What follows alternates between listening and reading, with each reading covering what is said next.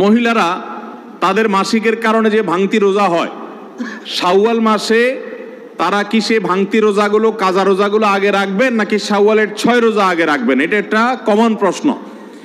এই প্রশ্নের উত্তরে আমরা বলতে চাই, অনেক উলামায়ে কেরাম বলেছেন যে যেহেতু নবী করিম সাল্লাল্লাহু আলাইহি সাল্লাম শাওয়ালের 6 রোজার ফজিলত পাওয়ার জন্য রমজানের রোজা রাখাটাকে শর্ত দিয়েছেন এবং বলেছেন মান সামা রমাদান সুম্মা আতবাআহু সিত্তাম মিন শাওয়াল, যে ব্যক্তি রমজানের রোজা রাখলো এরপরে শাওয়ালের 6টা রোজা রাখলো, কানা কাসিয়ামিদ দাহার, সে সারা বছর রোজা রাখার সওয়াব পাবে।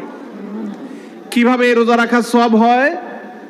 অনেক উলামায়ে কেরাম, অনেক বিশ্লেষকরা বলেছেন আল্লাহ তাআলা প্রতিটা আমলের বিনিময়ে কমপক্ষে 10 গুণ বাড়ান, কোনো কোনো ক্ষেত্রে আরো অনেক গুণ বাড়ান, দানের ক্ষেত্রে আরো কয়েকশো গুণ পর্যন্ত আল্লাহ বাড়ায় দেন।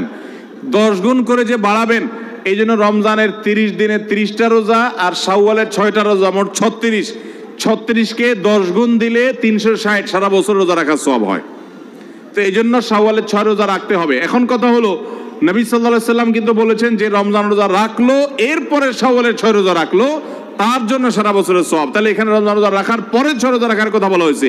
এই জন্য অনেক উলামায়ে কেরাম বলেছেন মহিলারা তাদের ভাঙতি রোজাগুলো আগে রাখবে, তাহলে রমজান রোজা রাখা হয়ে গেল, এরপরে শাওয়ালের 6 রোজা রাখবে। এটা একটা মত। তবে আরেকটা মত হলো শাওয়ালের 6 রোজা যে ভাঙতি পড়েছে এর মানে এই না যে তিনি রমজান রোজা রাখেন না, তিনি রমজান রোজা রাখছেন।